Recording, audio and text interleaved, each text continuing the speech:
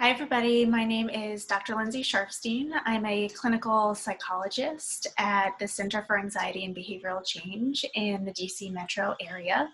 I'm also the director of the Selective Mutism Program and the Confident Kids Camp DC Metro for Selective Mutism. And today I wanted to talk about building resilience and not reliance in your children. Right now is such a period of time of change and uncertainty and increased anxiety, increased clinginess, regression in some successes, regression in schoolwork or sleep patterns or exercise. And families in general are overwhelmed. And now is a time when it's really important for families to determine what are the things that the adults in the home are responsible for versus what kids can do for themselves. So in building resilience and not reliance, the first step is to identify what things are you doing for your children that they can be doing for themselves. If you are waking them up and they are 17, it might be helpful to shift around to helping them set their own alarm for wake up time and their own strategies for wake up time. If your children are able to do, depending on their developmental age and abilities, your children are able to do chores and you notice that a chore hasn't been done, rather than doing it for them, which conveys the message, if you leave it here, I will take care of it. Encouraging them to do it and showing them through your actions that they're responsible and you trust that they can be responsible to do those particular chores. Right now is during this pandemic, we're all really in the emotional center of the brain and we're not able to really think through and problem solve as easily. So you might consider holding a family meeting. Of course, the adults will want to touch base before that meeting to identify what are the responsibilities and what are the roles. Who can be responsible for taking care of the animals in the home and what roles will they have? Who is going to be helpful in creating the grocery list and ordering online? How can siblings help one another figure out how to use Zoom or other virtual platforms for their schooling? And when it comes to homework completion and navigating school and school demands, determining what are your kids capable of doing independently and what is the right scaffolding for them. So when we think about building resilience, that doesn't mean that you're not involved whatsoever. We don't want under-engagement from parents, but we also don't want over-engagement, again, because that communicates the message, this is too hard for you, I'm gonna do it, I'm gonna ride that bicycle for you, I am going to do your homework for you.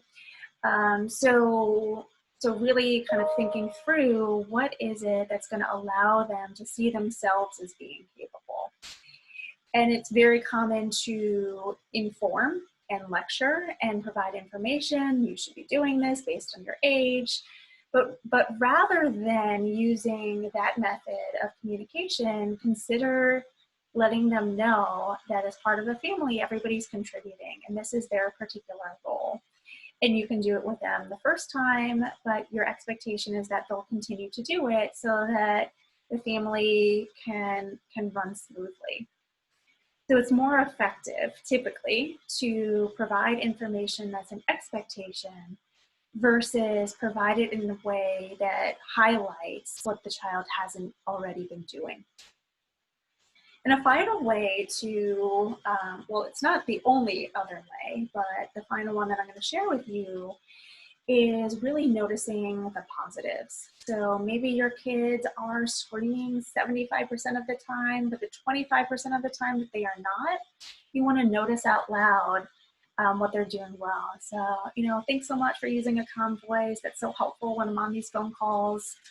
Or if your kids are arguing with each other, instead of focusing a lot of your energy and efforts on noticing the problems within their dynamics, the second you notice positive interactions, noticing that out loud. Like, Great sharing. That was so awesome that you let him go first. I know that's a game you don't really like to play. And also really reinforcing and providing positive feedback and specific feedback around problem solving, flexibility, and coping. So kids are in a period of time now where they are being asked to change and change frequently. And so whenever you've noticed that they've rolled really well with the changes, noticing how flexible they are. Oh, thanks so much for being so flexible when we had to change the time frame of your Zoom call with your friends. Or I know this is really hard when you can't see your friends in person, but I appreciate you being willing to write out some cards for them. The more you notice out loud and the more you acknowledge out loud that the things that you're seeing that you really like, there's an increased likelihood that those behaviors will continue. So I hope this has been helpful in kind of framing the idea around reducing children's reliance. Of course, they have reliance, they seek you out for support, but there are some benefits to allowing them to do things for themselves and setting the expectations for them to do so, and then you really reinforcing that. So I hope you have some decreased reliance and increased resilience after watching this video. Again, I'm Dr. Lindsay Scharfstein, a clinical psychologist at the Center for Anxiety and Behavioral Change. And thanks so much for watching.